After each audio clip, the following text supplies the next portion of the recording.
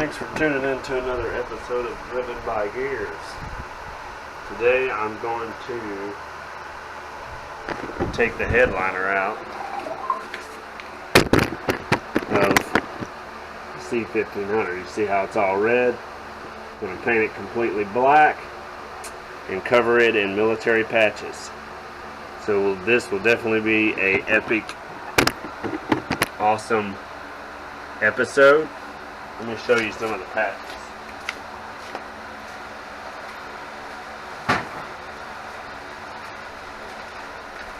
Basically got all kinds of patches here. Different missions from all the different wars.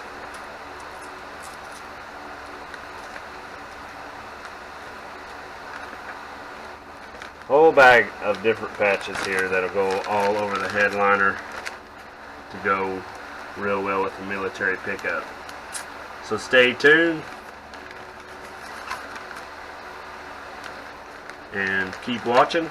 This will be a pretty epic episode. Enjoy.